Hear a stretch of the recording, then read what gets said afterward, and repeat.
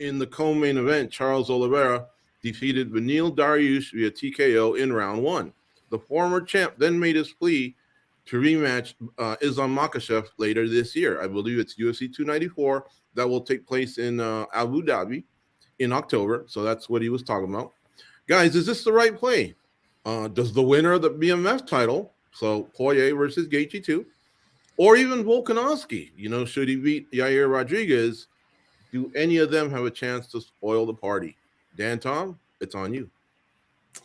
Does Volkanovski have a chance to spoil the party against Rodriguez as far as moving up to lightweight, George? Sorry, I was locked in on the DuBronx win. So I was reacting to the DuBronx win. Does Volkanovski have a chance to spoil the party for Charles Oliveira and face Islam Makhachev should he beat Y-Rod? Oh, no.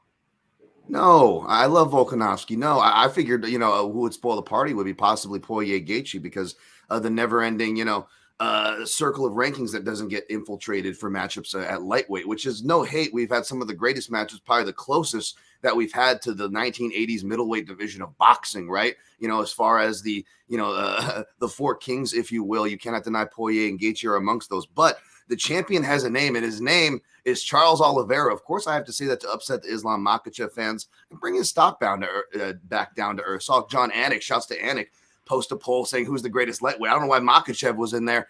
People need a lesson in history, but what is relevant today, Makhachev is obviously the champion. And even Dana White, which was surprising to me, guys, said he is interested in seeing Charles Oliveira get another chance. He didn't look like Charles, not saying Charles can win that fight. He should be the underdog against Makhachev again, but do I want to see it? Absolutely. Give me DuBronx, baby. You came through this weekend. Nice. All right, Mike Vaughn, it's on you, man. What do you think?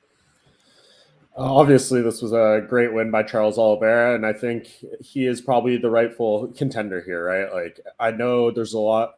Poirier and Gaethje represent fresh matchups for Islam Makhachev, which is kind of the different aspect of it and something he's expressed, right? Like I saw him do an interview with Daniel Cormier, I think Friday before this fight, and he was saying that he hopes Beneil Dariush beat Charles Oliveira just so he could fight someone new, but how can you go against the results, right? These are why the fights play out, and Oliveira very clearly proved in emphatic fashion that he deserves to be that guy. He's beat everyone in the top 5 below him, finished them all. And that makes it pretty clear to me that he should be the number one contender here, right? It's just a little bit unfortunate that there's still not much distance between the first fight with Makhachev. It'll be like a year to the day if they do run it back in Abu Dhabi, same city, same, all that stuff, venue, going into a rematch. So I could see why there could be like a little bit of reluctance, but in terms of like who should be the toughest challenge for Islam Makhachev, like it should be Charles Oliveira, right? And maybe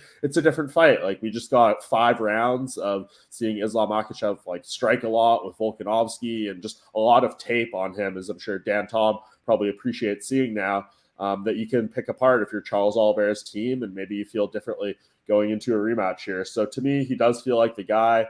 The only thing I could really see derailing this for Oliveira's side is maybe his health isn't there, something happens with training and suffers an injury, and then Poirier or Gaethje goes out there and makes like a really big statement. But to me, what Poirier and Gaethje are going to do to each other inside that octagon on July 29th, making a quick turnaround for mid-October might be pushing it a little bit too much. And if you are either of those guys, right, like Dustin Poirier or Justin Gaethje, this is probably your last title shot, right? Like if whoever comes out of that fight probably isn't getting another opportunity.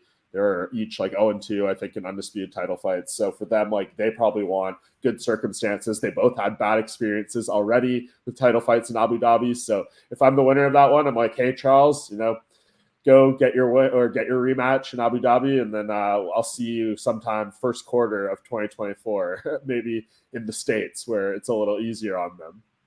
Mike, you don't think Volkanovski, because that fight, when it happened in Perth, a lot of people were not necessarily wanting him to run it back immediately, but a lot of people are like, okay, I'd like to see that one again. We didn't say that about Oliveira Makhachev, but you covered why, and since then Oliveira won.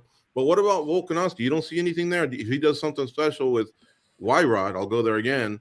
You don't think people will be clamoring for that one? I think maybe they will a little bit. It'll just depend on the timing and stuff too, right? Like he fights in July. Maybe he has, Yeah. I know he likes to be extremely active and all that, but maybe if he does get a rematch, he wants more time to bulk up and do certain things that he maybe didn't do in the first Islam Makhachev fight. But we know that Volkanovski's like, he'll say yes to anything. If they offer him that fight in Abu Dhabi, he will absolutely take it.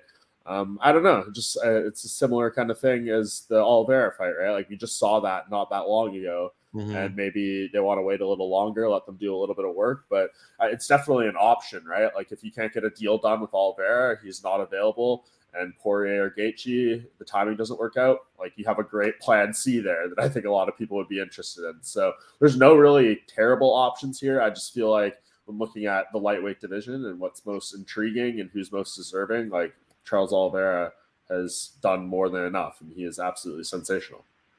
Yeah, I read your article. He's beaten 2, 3, 4, and 5, right? If I'm not mistaken, is what you said All about in by the UFC finish. ranking.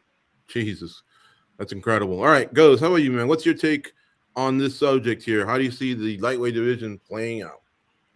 I got to disagree with Mike. It's not the same because, yeah, it just happened, but Volkanovski was very competitive in that fight. People had him winning that fight.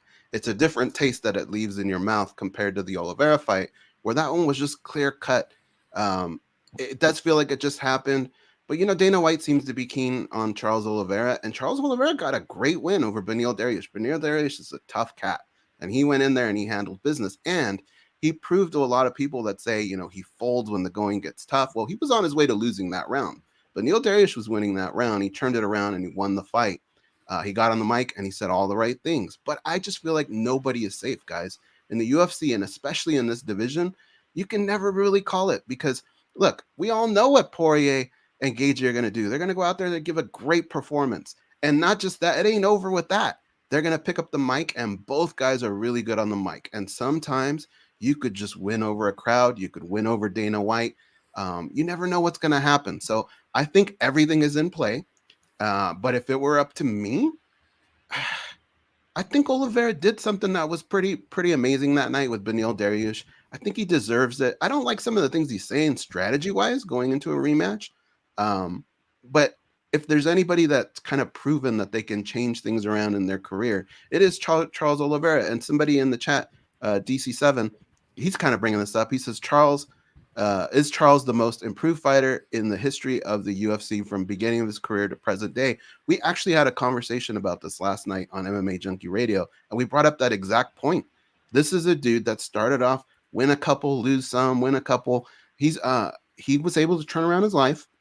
He was a submission guy. Nobody wanted to go to the ground with him, but he kind of evolved, and now his striking, he's winning fights with his striking. So it's an interesting matchup. I think he's the leading candidate, but nobody is safe. I feel like anybody can steal this away. You could break him. He would gas. He had trouble missing weight. He definitely improved a lot.